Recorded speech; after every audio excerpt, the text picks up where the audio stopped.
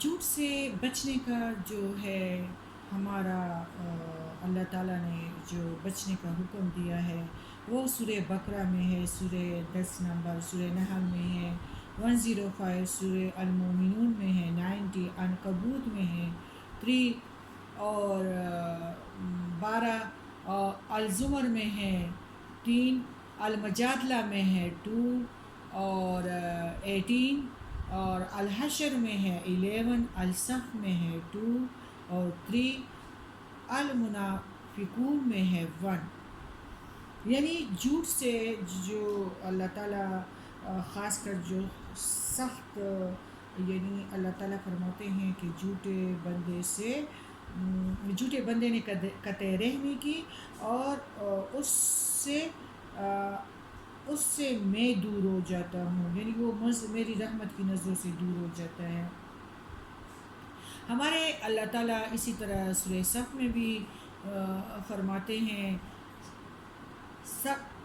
سبح للہ ما فی السماوات و ما فی الارض وہو العزیز الحکیم۔ زمین اور آسمان کی ہر چیز اللہ کی پاکی بیان کرتی ہے، اور وہی غالب اور حکمت والا ہے۔ یا ایہا الذین آمنوا لما تقولون ما لا تفعلون۔ اے ایمان والو، تم وہ بات کیوں کہتے ہو جو کرتے نہیں ہو۔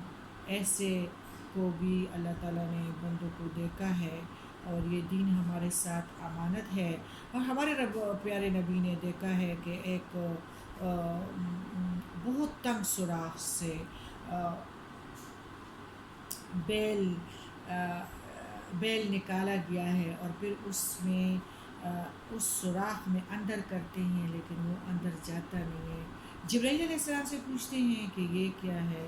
یہ وہ بندہ ہے جو امانتیں لے رہا تھا، اور جو کرتا تھا، جو بات نکالتا تھا وہ نہیں کرتا۔ شاید لوگ بھی جھوٹ کہتے ہیں، جھوٹ باتوں میں، اور لوگوں کے دلوں میں تیرا پن پیدا کرتے ہیں، اور نافرمانی کو بڑھاتے ہیں، اور ہدایت سے دور لے کے جاتے ہیں لوگوں کو۔ یہ جھوٹے ہیں۔ شاعروں کی بھی آخرت خراب ہے۔ شاعری ہے لیکن اس قسم کی کہ جس میں اللہ سے محبت بڑھ جائے، اور اللہ کے پیارے نبی سے، لیکن نعتوں میں بھی اس طرح بڑھاؤ چڑھاؤ نہیں ہے، کیونکہ یہ بات غلط ہے۔ اور ہم تو محتاج ہے کہ ہم صحیح دین پہ آ جائیں، خالص دین پہ، اور خاص کر جو آج کل دین کے ساتھ کیا جا رہا ہے اور جو معاشرے میں عام ہے وہ بدعت ہے۔ اس سے اجتناب بہت ضروری ہے، جو عذاب الہی کا سبب ہے۔ اللہ تعالیٰ خود فرماتے ہیں کہ وہ لوگ، اے ایمان والو، تم وہ بات کیوں کہتے ہو جو کرتے نہیں ہو۔ تم جو کرتے نہیں ہیں اس کا کہنا اللہ کو سخت ناپسندیدہ ہے۔ کبرا مقتن عند اللہ ان تقولوا ما لا تفعلون۔ بات یہ ہے کہ مومنوں سے ہمارے رب العالمین خطاب کر رہے ہیں، احب الاعمال، یعنی سب سے زیادہ پسندیدہ اعمال کا علم ہو جائے تو ہمیں انہیں کرنا چاہیے، لیکن جب انہیں بعض پسندیدہ عمل بتلائے گئے تو بہت سارے سست ہو گئے۔ اس لیے ایسے لوگوں کو تو بیخ کی جا رہی ہے کہ خیر کی باتیں جو کہتے ہیں اور کہتے ہو پھر کرتے کیوں نہیں، جو بات منہ سے نکالتے ہو اسے پورا کیوں نہیں کرتے، جو زبان سے کہتے ہو اس کی پاسداری کیوں نہیں کرتے۔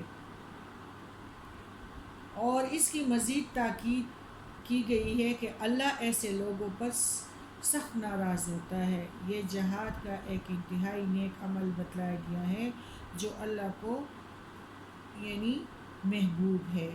یہ جانتے ہوئے حضرت موسیٰ کے سچے رسول اور بنی اسرائیل انہیں اپنی زبان سے بہت تکلیف پہنچاتے تھے، طرح طرح کے تانے بھی دیتے تھے، یعنی کہ جسمانی ایوب بھی کزن پیارے رسول موسیٰ علیہ السلام کے ساتھ لگاتے تھے، ایوب منسوب کرتے تھے، حالانکہ وہ بیماری ہمارے موسیٰ علیہ السلام کے اندر بالکل نہیں تھی۔ پھر اللہ تعالیٰ نے ان کو یہ دکھانا تھا تو وہ پانی پہ گئے اور ادھر پتھر پہ کپڑے رکھے، پتھر ہوا وہ کپڑوں کے ساتھ ہوا پتھر لے کے گئی اور پھر اس کے پیچھے حضرت موسیٰ علیہ السلام کپڑوں کے پیچھے بھاگ رہا تھا تو اس کے قوم نے اس کو دیکھ لیا۔ تو بات یہ ہے کہ یہ سب کچھ اگر ہمارے پیغمبروں کے ساتھ ہوا ہے تو اس لیے جو بندے تبلیغی ہیں، واعظ کرنے والے ہیں، تو حق کے مقابلے میں لوگوں کی طرف دھیان نہ دے، خیر کے مقابلے میں شر کی طرف دھیان نہ دے، ایمان کے مقابلے میں کفر کو اختیار نہ کرے۔ اللہ نے اس کی سزا کے طور پر ان کے دلوں کو مستقل طور پر ہدایت سے پھیر دیا ہے، یعنی اور جو اللہ تعالیٰ خود فرماتے ہیں کہ کانوں پر، آنکھوں پر مہر دل پہ لگا دی گئی ہے نا، کیونکہ یہی سنت اللہ کی چلی آ رہی ہے کہ انکار اور جاہلیت کی وجہ سے ان کے دلوں پر مہر لگے ہوئے ہیں، پھر فسق، انکار، ظلم اور جھوٹ کا سہارا لیتے ہوئے اپنے ساتھی بناتے ہیں جھوٹے بندے جو ہوتے ہیں نا، یہ چہرے کی وجہ سے، قد و دراز قد کی وجہ سے اور بڑے خوبصورت نظر آتی ہیں، اور جس طرح اللہ تعالیٰ خود فرماتے ہیں ہمارے قرآن پاک میں کہ دیواریں سے لگے ہوئے لکڑیوں کی طرح ہے، کسی کے کام نہیں آئیں گے، اور پھر کیا ہوگا کہ یہ لکڑیاں صرف جلنے کے قابل ہوتی ہیں۔ تو یہ جب آپس میں بیٹھتے ہیں تو پسندیدہ عمل کرنے والوں پہ ہنستے ہیں اور ان کا مذاق اٹھاتے ہیں۔ تو یہ جو انکاری ہے، اور آخرت میں جب یعنی قبر کی رات ان پہ بھی بڑی مشکل ہے، جب قبر میں یہ مدفون ہوں گے اور انکار کا انجام بھی دیکھ لیں گے، لیکن ابھی دنیا میں ان کو تو خیر ہی مل رہا ہے، لیکن آخرت میں ان کا کچھ نہیں ہے۔ باقی بات یہ ہے، اس لیے آگے فرمایا ہے اللہ تعالیٰ نافرمانوں کو ہدایت نہیں دیتا، اس لیے اللہ نے ایسے لوگوں کو اپنی سنت کے مطابق گمراہ کیا ہے۔ اب کون اسے ہدایت دے سکتا ہے جسے اس طریقے سے اللہ نے گمراہ کیا ہو، یعنی کوئی ان کو ہدایت لانے پہ قادر نہیں ہے۔ ان لوگوں نے جنت کے بدلے جہنم کو پسند کر لیا ہے۔ ان لوگوں نے جو تجارت کی ہے اور اپنے لیے نفع سمجھتے ہیں، بہت گھاٹے کا سودا کر لیا ہے، اور یہ لوگ ان لوگوں کا جنت میں جانا جو ہے ممنوع ہے، اور جہنم میں ان کا مقام ہے۔ اللہ تعالیٰ پسند کرتا ہے مومنوں کو جو بیچارے اپنی جان اور مالوں کا سودا جنت کے بدلے میں کر لیتے ہیں۔ اللہ تعالیٰ فرماتے ہیں کہ یریدون لیطفئوا نور اللہ بافواہہم واللہ